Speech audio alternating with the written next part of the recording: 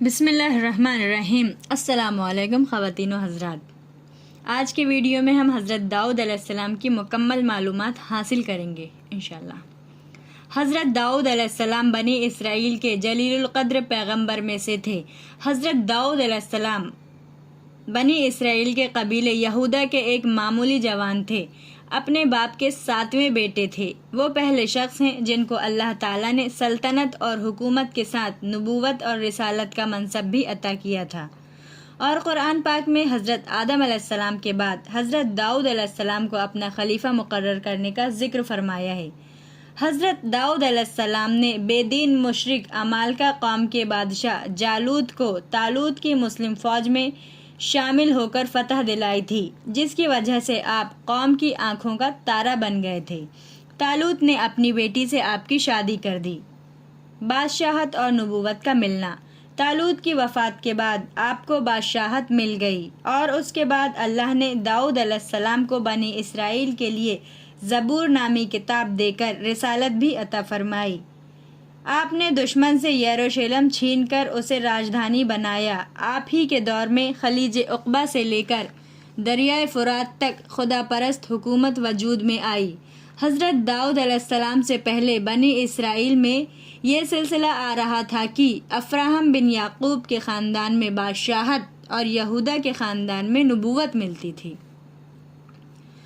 حضرت داؤد علیہ السلام خاندان یہودا سے تھے، لیکن اللہ تعالیٰ نے انہیں خاص مرتبہ عطا فرما کر پہلے بادشاہت اور بعد میں نبوت بھی عطا کی۔ ان کی حکومت اور نبوت کا زمانہ 1004 سے 1965 قبل مسیح ہے۔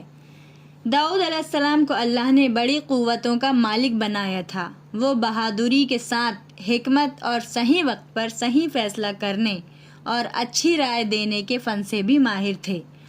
فتح اور نصرت ان کے قدم چومتی تھی۔ اللہ کا فضل و کرم ہمیشہ ان کے شامل حال رہا۔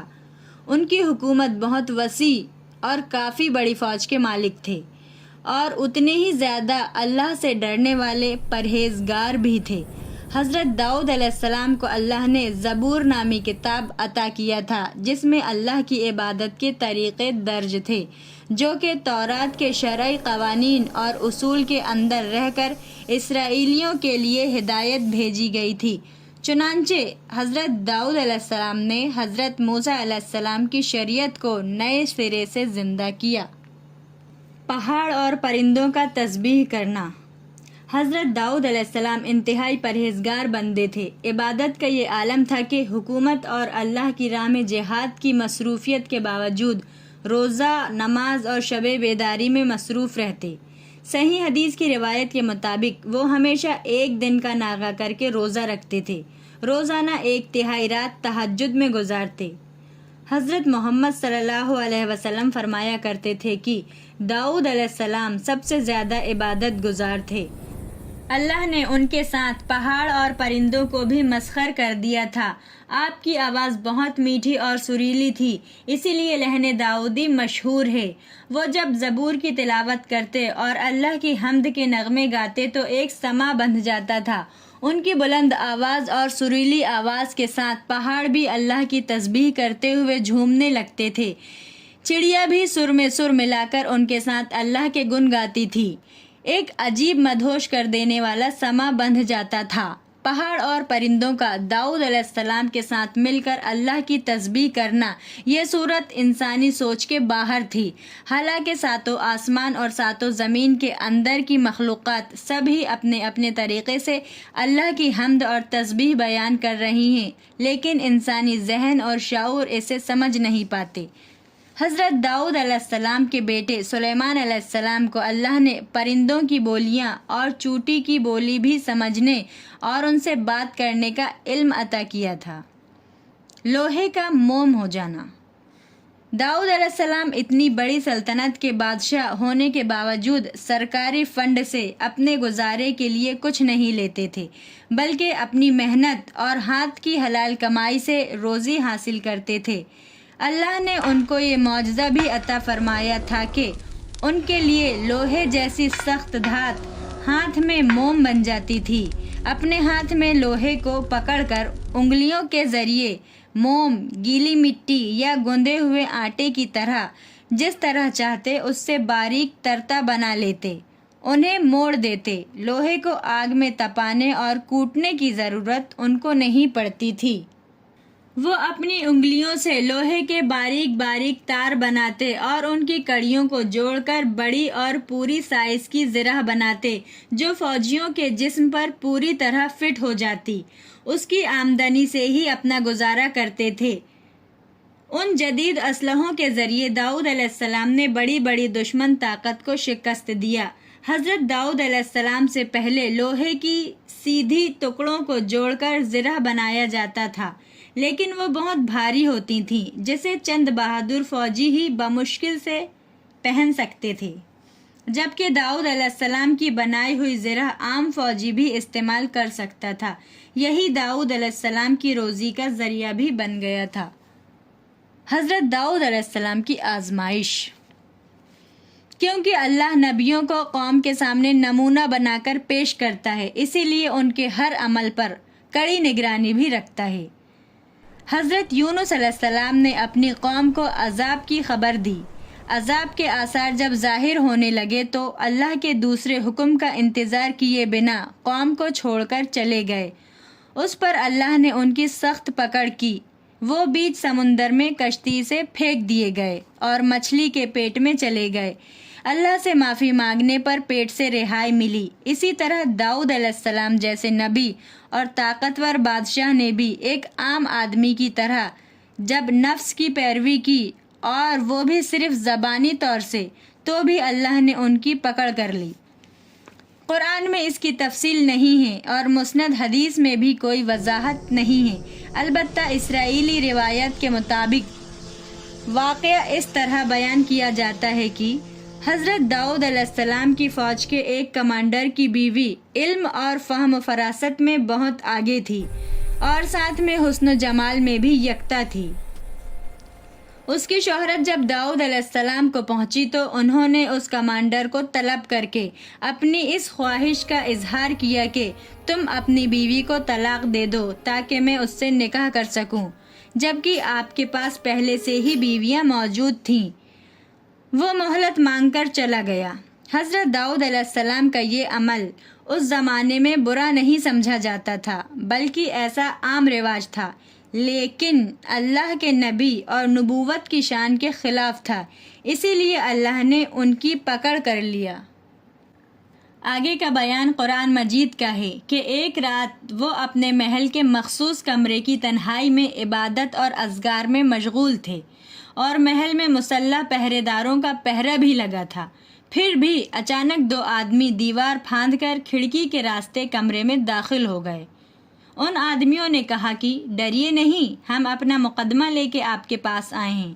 ان میں سے ایک نے دوسرے پر زیادتی کی ہے، آپ ہمارے درمیان ٹھیک حق کے ساتھ فیصلہ کر دیجئے۔ ان میں سے ایک نے کہا، یہ میرا دینی بھائی ہے، اس کے پاس 99 دمبیاں ہیں اور میرے پاس 1 دمبی ہے، لیکن یہ مجھ سے کہہ رہا ہے کہ یہ 1 دمبی بھی اس کو دے دوں۔ بات چیت میں مجھ کو دبا لیا ہے کیونکہ یہ امیر ہے اور میں غریب ہوں، مجھ میں اتنی طاقت نہیں ہے کہ میں اسے منع کر سکوں۔ دوسرا آدمی خاموش رہا، اس نے پہلے والے شخص کی باتوں کا انکار بھی نہیں کیا، اسی لیے داؤد علیہ السلام نے صحیح سمجھا کہ مقدمہ بالکل صحیح ہے۔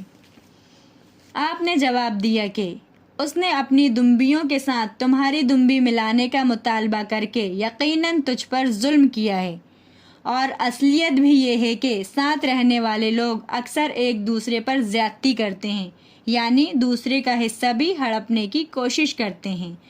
بس وہی لوگ برائی سے بچتے رہتے ہیں جو ایمان اور نیک عمل والے ہوتے ہیں، اور ایسے لوگ بہت کم ہوتے ہیں۔ یہ کہتے کہتے حضرت داؤد علیہ السلام کو خیال آیا کہ یہ تو میرا معاملہ ہے اور دراصل اللہ ہماری آزمائش کر رہا ہے۔ غلطی کا احساس ہوتے ہی فوراً سجدے میں گر پڑے اور توبہ استغفار کرنے لگے۔ اس درمیان 2 فرشتے جو انسان کی شکل میں آئے تھے چلے گئے، مطلب وہ فرشتے تھے، اور اللہ نے ان کا قصور معاف کر دیا اور ان کو نبوت اور حکومت پر برقرار رکھا۔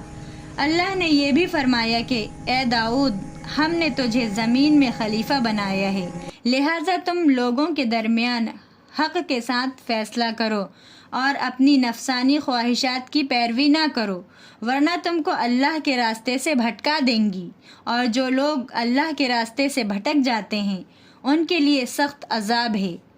اس قصے کے علاوہ کچھ مفسرین نے دوسرے واقعات بھی بیان کیے ہیں، لیکن قرآن اور حدیث اس معاملے میں خاموش ہیں، اسی لیے ذکر کرنا مناسب نہیں۔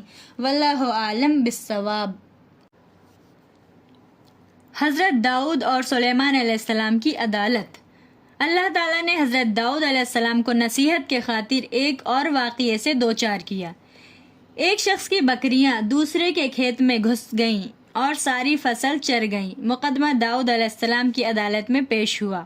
آپ نے فیصلہ کیا کہ بکریاں کھیت والے کو دے دی جائیں تاکہ اس کے نقصان کی تلافی ہو جائے۔ فیصلہ سن کر دونوں دربار سے باہر نکلے تو سلیمان علیہ السلام محل کے دروازے پر ملے۔ آپ حضرت داؤد علیہ السلام کے لڑکے اور شہزادے تھے، ابھی چھوٹے تھے، لیکن اللہ نے ان کو اس معاملے میں صحیح فیصلہ القا کر دیا تھا، مطلب ذہن میں ڈال دیا تھا۔ دربار کا فیصلہ سن کر آپ نے دونوں کو داؤد علیہ السلام کے پاس لائے، ان کو فیصلے میں غور کرنے اور خود فیصلہ کرنے کا اختیار مانگا۔ داؤد علیہ السلام نے بیٹے کو اختیار دے دیا۔ تب سلیمان علیہ السلام نے فیصلہ دیا کہ بکریاں ایک مدت کے لیے کھیت والے کو دے دی جائیں، جن سے وہ فائدہ اٹھاتا رہے اور ان کی دیکھ بھال بھی کرتا رہے، اور کھیتی بکری والے کے سپرد کر دی جائے، وہ کھیت کو جوت کر بوئے اور ان میں غلہ لگائے۔ جب کھیتی اس حالت میں آ جائے جیسے کہ وہ بکریوں کے چرنے سے پہلے تھی، تب وہ کھیتی والے کے حوالے کر دی جائے اور بکریاں بکری والے کو واپس دے دی جائیں۔ اس دوران میں بکریوں کی جو تعداد بڑھے گی وہ بھی بکری والے کو ہی ملے گی۔ پہلے والے فیصلے کے مقابلے میں دوسرا فیصلہ اس لحاظ سے زیادہ بہتر تھا کہ اس میں کسی کو بھی اپنی چیز سے محروم نہیں ہونا پڑتا، جبکہ پہلے فیصلے کے مطابق بکری والا اپنی بکریوں سے محروم ہو جاتا۔ حضرت داؤد علیہ السلام کی وفات تقریباً 100 سال کی عمر میں ہوئی۔ آپ نے 70 سال تک حکومت کیا اور سیہون شہر میں دفن ہوئے۔ سیہون القدس کو ہی کہتے ہیں۔ اور ایسے ہی واقعات سننے کے لیے سبسکرائب کیجیے۔ قصہ پسند آیا تو لائک، کمنٹ اور اپنے دوست احباب کے ساتھ شیئر کیجیے۔ پھر ملیں گے انشاءاللہ کسی نئی کہانی کے ساتھ۔ اللہ حافظ۔